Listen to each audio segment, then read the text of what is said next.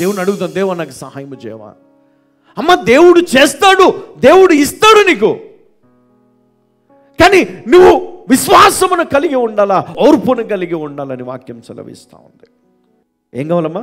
విశ్వాసము చేతను ఓర్పు చేతను వాగ్దానమును స్వతంత్రించుకోను. మన విశ్వాసము మన ఓర్పు రెండు గనక మనం కలిగి ఉంటే తప్పకుండా మనం ఏ కార్యమునైతే మనము మన జీవితంలో పొందాలని ఆశపడుతున్నాం అది మన జీవితంలో జరుగుతుంది. హల్లెలూయా. ఎందుకండి ఎన్నోసార్లు మనం అనుకున్నాం మనకు జరగలేదన్న వాళ్ళు ఎంతమంది ఈరోజు లేరు ఇక్కడ. విశ్వాసాన్ని కోల్పోయినారు, ఎందుకంటే సాతాను వాళ్ళంటే ట్యూన్ చేశాడు. కానీ మనం ఏం చేయాలి? మనము విశ్వాసములోనికి మనం ట్యూన్ చేసుకోవాలి, ఆ ఓర్పులోనికి మనం ట్యూన్ చేసుకోవాలి. అప్పుడు నువ్వు చేసే ప్రార్థన బహు బలమైనదై శక్తి గలదై ఆ దేవుణ్ణి కదిలిస్తుంది. అప్పుడు దేవుడు ఆయన దూతలకు ఆయన ఆజ్ఞాపిస్తాడు, ఆయన దూతను పంపుతాడు. మన జీవితంలో ఎప్పుడో జరగవలసినవి ఇప్పుడే దేవుడిని జీవితంలో జరిగిస్తాడు. ఎంతమంది పరిశుద్ధ గ్రంథములో దేవుణ్ణి ప్రార్థించారు అంటే చాలామంది ఉన్నారు కదా. కొన్ని సందర్భాలు మనం చూస్తే మరణము వరకు వెళ్ళిన వాళ్ళను మొరపెట్టగా కన్నీళ్లు విడవగా దేవుడు వాళ్ళని తప్పించినట్లు ఎన్ని సందర్భాలు లేవు కదా. చాలా సందర్భాలు, చాలామంది మన దగ్గర సాక్ష్యాలు కూడా చెప్పారు. దేవుడు కాపాడాడు, దేవుడు స్వస్థపరిచాడండి, చనిపోయేవాడిని నేను. కానీ ఒక్కసారి మనం దెబ్బతిన్న తర్వాత తిరిగి మళ్ళీ మనము మారు మనసు పొందిన తర్వాత ఇంకెప్పుడు పడిపోవడానికి చూడొద్దండి. నేను కొంతమందిని గమనించాను, చావు దాకా వెళ్ళేసరికి దేవుని కాళ్ళు పట్టుకుంటారు, ఏడుస్తారు. ఒక్కసారి మరణం తప్పిపోయింది అనుకోండి, మళ్ళీ విషం కక్కుతూనే ఉంటారు. నిజం, పాము స్వభావం అంతే. పాముని ఎంత నమ్మినా అది ఎప్పటికైనా డేంజరే కదా. మన స్వభావం అట్లుంటే ఇప్పుడే మార్చుకోవాలండి. నీకెందుకు పగలెందుకు? నువ్వు దేవుని బిడ్డవే. నీకెందుకు కొట్లాటలు వాళ్ళతో? నీకెందుకు వాళ్ళతోటి మనసాయసలు? నువ్వు దేవుని బిడ్డవు కాదా? దేవుని కుమారుడు కాదా? ఓర్పు, సహనము, విశ్వాసం అనేది నీకు లేదా? లేకపోతే దేవుడిని అడగండి ఈరోజు, ఆ దేవుడు ఇస్తాడు మీకు. పక్కన వాళ్ళు మనం ఎంత తిడుతూ ఉన్నారు, ఎందుకు? మన స్వభావాన్ని బట్టి, మన ఆలోచన విధానం బట్టి, మనం మాట్లాడే మాటలను బట్టి, మన చూపును బట్టి, మన యొక్క నడతను బట్టి ఎదుటి వారు మన ముందు మనకు అనకపోయిన పక్కన పోయి అనుకుంటారు. కొన్నిసార్లు మనం ఎంత మంచి పనులు చేసినా మనకి దెబ్బలు తాకుతూనే ఉంటాయి అనుకోండి, అది వేరే సంగతి. దేవుడు ఇస్తాడు మనకు ప్రతిఫలం, మనుషులు కాదంట. అందుకే ఎవరు ఎన్ని మాట్లాడినా మనం పట్టించుకోవద్దు, వాళ్ళు ఎన్ని ఇది చేసినా పట్టించుకోవద్దు. ఒకటే పట్టించుకోవాలి, నాకు దేవుడు ఉన్నాడు. నిన్ను తిడతారు చాలామంది కదా, నీ ముందు ప్రైజ్ ది లార్డ్ చెప్పొచ్చు, నీ ముందు నటించవచ్చు, ఏమన్నా చేయొచ్చు. కానీ పక్కన పోయి నీ గురించి మండబూతులు తిడతారు, రాత్రంతా నీ గురించి మాట్లాడుకుంటారు. కానీ ఒకటి తెలుసా, తెల్లారితే వాళ్ళ ఇంటి ముందే ఒక గొయ్యి పొంచి ఉంటుంది వాళ్ళకి. ఎందుకో తెలుసా?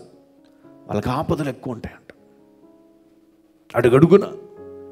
అందుకే నిజ క్రైస్తవుడు తన హృదయాన్ని మార్చుకొని, తన జీవితాన్ని మార్చుకొని, ఎదుటివాన్ని క్షమించి ప్రేమించే గుణము కలిగి, విశ్వాసముతో ఓర్పుతో ఆ వాగ్దానమును, అవునండి ఆ వాగ్దానం నా జీవితం నెరవేరాలి, మరి నేనేం చేయాలా? నా జీవితాన్ని మార్చుకోవాలా? క్రీస్తును పోలి నేను నా జీవితాన్ని నేను మార్చుకోవాలి, క్రీస్తును పోలి నేను బ్రతకాలి. అప్పుడే నా జీవితంలో ప్రతిదీ నేను సాధించగలను. అన్నీ తప్పిస్తాడు దేవుడు. దేవుడు చెప్తాడు ముందే, ఇదిగో నువ్వు పలాని చోట నువ్వు వెళ్ళి నువ్వు బస్ చేస్తున్నావు ఈ రాత్రి, అక్కడ ఉండొద్దు, నువ్వు అక్కడి నుంచి ఇంకా ముందుకు వెళ్ళిపో.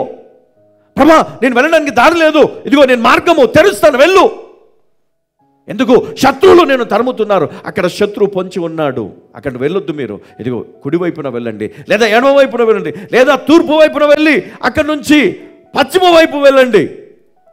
దేవుడు నీకు డైరెక్షన్ ఇస్తాడు. నువ్వు ఎక్కడ నివసించాలి, ఎక్కడ నీకు సంతోషం ఉంది, ఎక్కడ నీకు స్వేచ్ఛ ఉంది, ఎక్కడ నీకు కాపుదల ఉంది, ఎక్కడ దేవుని ప్రొటెక్షన్ ఉంది, అక్కడ దేవుడు పెడతాడు నిన్ను. అందుకే ప్రార్థించాల. మనం ఎంతో కష్టపడి పనులు చేస్తూ డబ్బు సంపాదిస్తున్నాం, కానీ ఒకరోజు వస్తే మన జీవితంలో నెమ్మది ఉండదు కదా, నెమ్మది లేదు. అయ్యా చాలా డబ్బులు ఉన్నాయి, ఈ సంవత్సరం ఉంటుంది, 1 సంవత్సరం, 2 సంవత్సరం, 3 సంవత్సరం, 5 సంవత్సరాలు, 6వ సంవత్సరం మళ్ళీ నువ్వు రావాల్సిన దేవుని దగ్గరికి.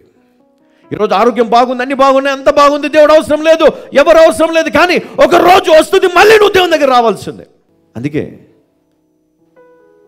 ఆ అప్స్ అండ్ డౌన్స్ లేకుండా ఉండాలా, ఎప్పుడు నీ లైఫ్ ఒకేలాగా ఉండాలి అంటే కనుక యేసయ్యను పట్టుకొని, ఆయన చెయ్యి పట్టుకున్నాడు, ఆయన వాక్యంను పట్టుకున్నాడు. నీ హృదయాన్ని ఈరోజు బలపరుచుకొని విశ్వాసము చేత కట్టుకో. 2 పేతురు 1:4 ఆ మహిమ గుణాతిశయములను బట్టి ఆయన మనకు అమూల్యములను అత్యధికములునైన వాగ్దానములను అనుగ్రహించి ఉన్నాడు. దురాశను అనుసరించుట వలన లోకమందున భ్రష్టత్వమును ఈ వాగ్దానముల మూలముగా మీరు తప్పించుకొని దేవ స్వభావమునందు పాలివారగునట్లు, ఇది అండర్లైన్ చేసుకోండి, దేవ స్వభావమునందు పాలివారగునట్లు వాటిని అనుగ్రహించెను. ఎవరిని అనుగ్రహించాడంట? దేవ స్వభావం మందు పాలివారగునట్లు వారిని అనుగ్రహించను. కొంతమందిని మనకు అనుగ్రహిస్తాడు దేవుడు, వారు దేవుని స్వభావం కలిగిన వారు. నువ్వేమి చేయాలి? చాలా జాగ్రత్తగా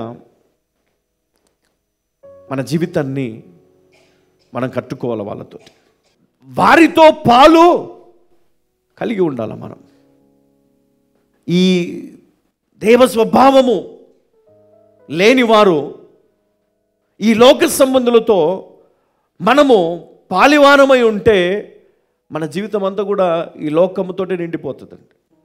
వాళ్ళు ఎట్లంటే వాళ్ళు ప్రేమించరు, వాళ్ళు ఒకరిని క్షమించరు, వాళ్ళలాగా నిన్నుండమంటే నువ్వెందుకు నీ జీవితం మార్చుకుంటావు?